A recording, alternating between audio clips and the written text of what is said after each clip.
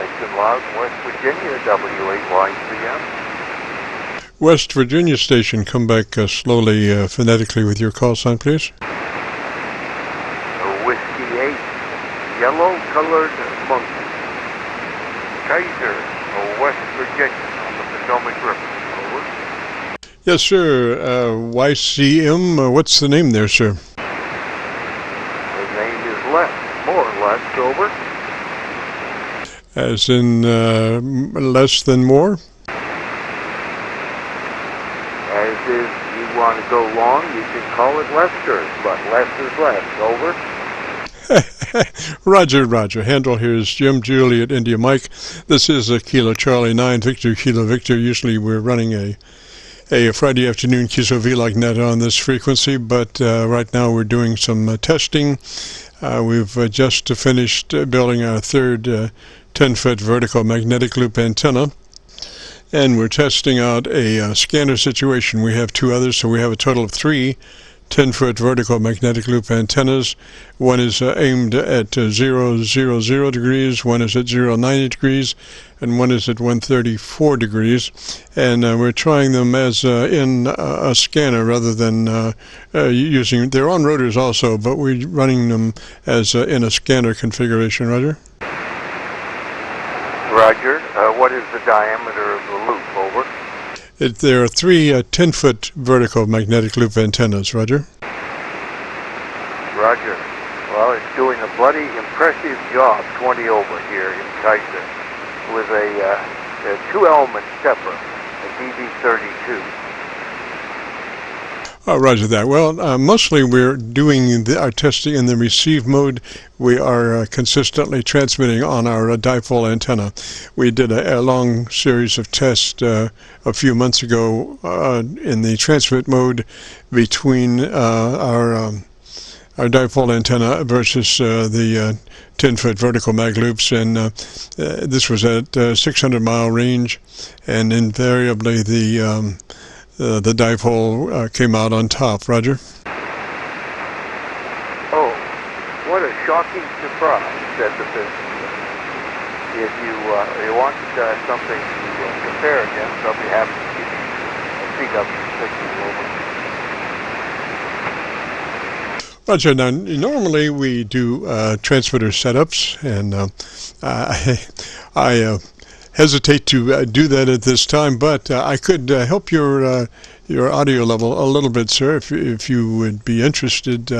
We do a conversion from a 10 dB dynamic range average 30% modulation transmitter to a 3 dB dynamic range average 80 to 85% modulation, but I was kind of taking a base, what do you call that, a busman's holiday today, Roger? Roger. Well, you sound fine to me. I'm always ready to criticize, but other than being slightly bassy, you sound fine here on the 76, correction, on the 6700, over. Roger, were you going to say 7610, or that's what I thought you were going to say? No, I never went that far. I just have my 7300 for a holiday travel, over. Yes, sir. Fine radio there. That's just beautiful radio. One of our favorite setups for that radio, and it has a beautiful frequency response down to 100 cycles. Run it in 100 to 2900 mode, and it's ready to go. Yeah. I chop things off at 2.4, primarily because I live up on 17 meters, and to be able to work 2.5 kilohertz channel space is a little more efficient. We don't have that much to play with. Over.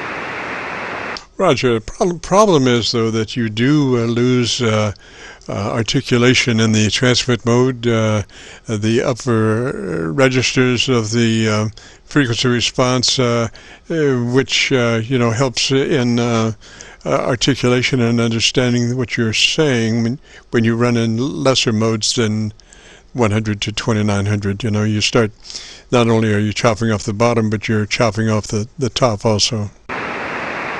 Well, but very little energy used useful beyond 2.5 to 3. In high signal levels, yeah, you can get a different fidelity. At low signal levels, confining the energy from, say, 200 hertz to 2.5 rather than wasting it above is actually more efficient. Roger, why don't you, if you would, give me about 10 seconds and tell me about your antenna system, and I'll look around and see if I can find a better path for us. You're probably about 7 or 8 dB above my noise level, but I'm, sometimes that audio slips down into the noise, and I can't. My favorite SDR, Milford, has not been operating very well over the past 3 or 4 weeks. Sometimes it's there, sometimes it's not. Right now it's not. Let me try Alexander, Virginia SDR. That sometimes it's pretty good too. Yeah, if you could, maybe give me about 10 seconds and tell me about your antenna system.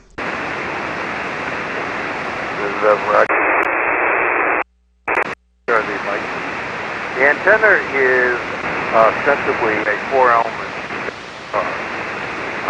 2 of the elements are replaced with the 40-meter trombone, which makes it a 40-meter beam pointed in the reverse direction of the indicated direction. It's their secret we don't want to talk about.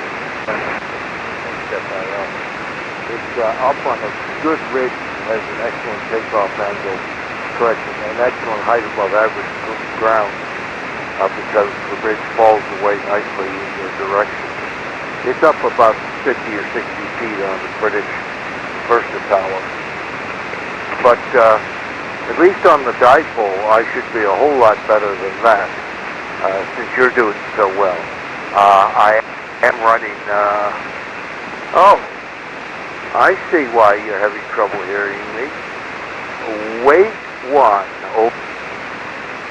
Yes, it has to do with your dynamic range. You're running about 10 dB dynamic range now, and what we do in our setups, we convert that to a 3 dB dynamic range with a much higher average % of peak modulation. Yeah, well, this should give you a little more power. It won't change the dynamic range. I'm not really hitting much processing. But you should hear me a whole lot better than a few dB out of the noise floor. Over. Yes, sir. That has come up. Your dynamic range is still about maybe 8 dB now, as opposed to 3 dB. But it's amazing the difference between a 10 dB dynamic range signal and a 3 dB. It's almost like listening to a station that's at least 3 times louder. Although it's the same peak level, it's the average peak is much greater. Roger. Roger, and Flex has incorporated that stuff that was originally published in QEX, so I know what you're talking about. Over. Roger. Yeah, our set of procedures is very generic in nature, because right now we've done we have 1,800 Qso-Vlog recordings. We record all the time. Matter of fact, we are recording now as my shakedown cruise for this coming Friday. We just did a bunch of work, finished off our 3rd loop, and we've added a display on our screen. We have a little studio set, whatever, and on the right-hand corner we have a display of our audio inputs as we move from SDRs to our local receiver. And also we just added an antenna input display, which shows when we're switching from a horizontal to any one of our 3 dipoles, and it has a couple of other inputs that we haven't figured out exactly when we're going to put the other antennas up, because we've been working really hard. But anyway, this is the shakedown cruise for that, because we've added a bunch of extra wiring, and as you know, when you're running a little bit of power, as you accumulate other things, we have a lot of audio video stuff associated with this, and as you add more wiring, you're increasing the possibilities of RF and the AF. Roger. Yeah, that's why I've got this transmitter in a nice tin shack with a metal roof, because it is right next to the tower. So, since you have the dipoles there, do the loops ever outperform the dipoles? Or to ask another question of the same thing, why the loops versus the dipoles? Well, now, I'll tell you what, I once saw a 16 dB difference between my loop antennas and my dipole antenna, to the betterment of the loop antenna. And so ever since then, I've never kicked a loop out of bed.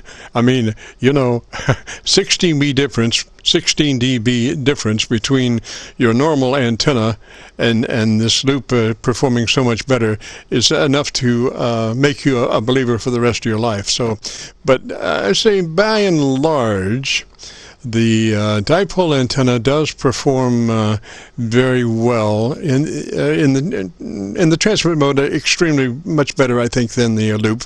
But in the receive mode, on average, without getting all complicated with switches and everything, which I've done, the dipole antenna performs very well, depending on where the signal is directionality-wise to the orientation of the dipole. Well, as a physicist, there's only one explanation for your 16 dB delta, and that is that the dipole was orientated toward the transmitting station, and effectively you'd nulled him out. Other than that, a loop and a dipole are essentially the same antenna with different efficiencies of getting the RF into the 137, or the, no, I can't remember the number, 337 ohms free space. Be that as it may, I'm now displaying my ancient ignorance. I used to know these numbers a whole lot better. Be that as it may, a loop in certain receive circumstances might be better for knowing out the local noise, but broadside to broadside direction, I'd be very skeptical of any claims that a single loop can do better than a dipole. Yes, sir. Well, that could be. It could be that the orientation was such that the receive signal was off the end of the dipole. I don't really know. It was a net up in Alaska, well, up in Canada. And I was just amazed that the differential between, I'd never seen the loop perform quite that well, and so there you go. It probably was that net controller was off the end of my dipole antenna. But anyway, whatever it was, since I've got a rotary switch, and I can run through these things, I can run through all my antennas in about a second. Not looking at the signal strength, but rather listening to the signal by ear, so I can A, B, C, D, E sample rather quickly, and there have been many times when the dipoles do work better than the dipole antenna. The loops work better than the dipole antenna. Roger. I got a question. Go ahead, question. Oh, why is that doing that? I don't know, sir. Somebody have a question? Go ahead. Yeah, I don't know if somebody was repeating what you were saying or if it was an echo. But this is Floyd, by the way, Gem KJ4REZ. I'm moving in a week or so, and right now I'm flat-topped. I've been flat-topped ever since I was a ham operator. Never tried to use an inverted V. Would an inverted V be omnidirectional? Or do I still want to put the legs in the direction that I want to concentrate my signal? I would put it, because the radiation, however you string that thing, the radiation is going to come broadside off the run. So I would favor, if you were doing an inverted V, I'm thinking you're saying from the top, fed from the top, slanted down. I would still want to favor the area that I want to cover. It's ADI, area over dominant influence. So you do everything you can. Once you determine what your target area is, you do everything you can to maximize your signal over the target area, and that would include the how you string that dipole antenna. You do lose some directionality, obviously, because it's not strictly a case of horizontal radiation broadside to the dipole, but you have that verticalness that takes away from some of the directionality on the horizontal plane, but then transcends a radiation pattern to vertical polarization to some degree. Roger, Roger. The reason I'm asking is I'm only going to be able to put the legs east and west at the new location, and I want my signal to go north and south. And so I was thinking, well, if I did the inverted V, it would be more omnidirectional from what I understand. So I'm still going to get some loss with the legs being east and west, but going inverted V would definitely be better than flat tops east and west, correct? Yeah, and are you going to have a tower involved in this? Nah, just trees.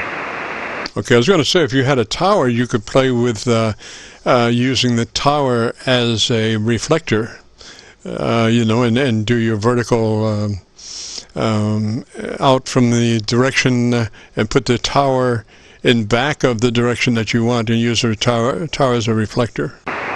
Roger, Roger. Yeah, no tower. All right, Jim, well, thanks for answering that for me. I kind of figured that was going to be the answer. I just wanted to confirm it. And I think somebody else might be in there, so let me get out of the way. KJ4REZ, thanks again. Roger, sir. 73 up that way. Les, are you still there, sir? It's just what you want. If you want to talk north-south, the east-west orientation is fine. The broad beam of a dipole, whether it's a V or not, is very broad. In other words, it's not very directional, with a very sharp no off the ends. And that's why the original HFDF antennas are always tuned for a no rather than a signal peak. But the only reason they go to a V, other than mechanical requirements, would be to get the feed point at a particular height closer to 50 ohms. But in general, a straight out, flat, dipole, orientated east and west should do you very nicely, and I suspect the guys due west would never notice the difference. So, Roger, I think the problem was he had a geographic problem running the dipole horizontally, so he was trying to put it within the space that he had and put some of it vertical. Roger. Yeah, I'm saying there's the gazillion inverted V's floating around, so obviously they work. You just want to get it as high as possible at all aspects. But if you only have one point you can attach in the middle and you got to slope down from there, so be it. It works. Over. Roger that. I'm in favor of dipoles. I think a resonant dipole is one of the most efficient antennas that I know of, Roger. Absolutely, because its feed point impedance is up there at 75 to 50 ohms, depending upon its height.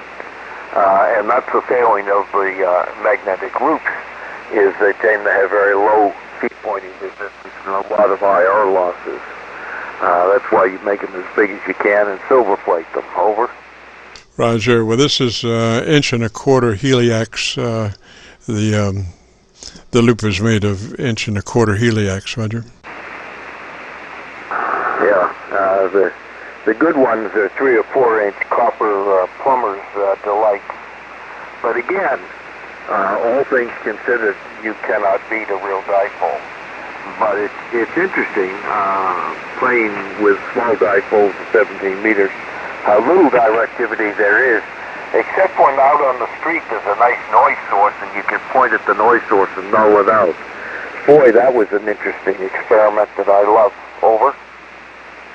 Roger, that's, larger loops do not perform necessarily lobe-wise is what you would think. The lobes are not necessarily where you think they are. when the physical size of the loop gets larger to the frequency involved. So our 10-foot vertical mag loops on 40 meters don't necessarily correspond to what you would think the lobe was. So what we do is usually find the null and take it from there, because the null is a lot sharper than the forward radiation. Precisely. And although the so-called dipoles, originally they're called the UTILIZATION, fell out of favor with respect to using loops for direction finding, because the null, it's smaller and easier to rotate, and the null is nice and sharp. But bigger is better no matter what you're doing. I'll let you carry on. I couldn't find much life up on 17, so I could always find somebody to come down and harass on 40. Over. Well, Roger. Well, listen, if you would like to hear your audio, we have been recording and we'll post it up on YouTube. If you go to YouTube and do a call letter search for Kilo Charlie 9 Victor Kilo Victor, along with today's date, 9/20/21, it will take you directly to this recording. Roger? Roger, thank you. What I do for my audio development processing, and then I've got this thing way over processed right now, is listen with the 7300 recording, and then I can play myself back. That's obviously not running QRO, and put a termination on the 7300, and that's the best running the 7300 in its widest bandwidth, of course. I still am not happy with the quality of the audio on this Flex compared to the quality of the audio I get on my 5000 Alpha. There's a little fuzziness, a little distortion that I still have not figured out what it's coming from. Over. Roger. Well, I'm looking at your audio on a frequency analyzer, and you do have a lot of upper mids. I think to the point that you're peaky on your upper mids, to the point that you're probably running into the distortion at that point. I would be inclined to have a more broadband audio circuit there, and bring that mid-range down. You know, people make a mistake when they're dealing with like a 3-band EQ. They many times will start EQing the mid-range, and when you do that, it makes it so much more difficult for the top and the bottom to catch up for balance. So you want to always keep the mid-range flat. And that is so much easier on striking a balance from the top to the mid-range and the bottom to the mid-range. So much so that the 7300 and the 7610 don't even bother putting a mid-range EQ in there, because they want that to be flat. And so then you just have an adjustment to bring the top to balance with the mid-range and the bottom to balance with the mid-range. Roger? Roger. The ideal first thing with the equal is to get rid of most of the bass that comes naturally, because the huge hump of bass at the bottom again is just a waste of energy. But the optimum thing is a flat frequency, flat spectral density between whatever upper and lower limits you've decided you want to run. That's the most efficient, and in general sounds fairly good too. I admit I have not achieved that yet. It's a work in progress. Over. Roger. Well, you know, if you're really looking for some good frequency response, you know, you're talking about that bass buildup there. That is particularly associated with all mics in general, but more specifically dynamic mics, since dynamic mics have more difficulty in capturing the upper spectrum audio-wise, whereas, say, an electret microphone performs very well from low frequencies right on up into the to the upper mids there. I got to go repair some stuff, Les. So 73, sir. Again, if you want to hear your radio, if you go to YouTube, do a call letter search for KC9VKV, followed by today's date, 9/20/21. We'll take you directly to this recording. Roger, Roger. QSL, thank you very much. Interesting conversation. Here's some other skywave signals coming in broadcast parlance, so time to get on. Bye-bye. Roger, Roger, 73. KC9VKV, clear.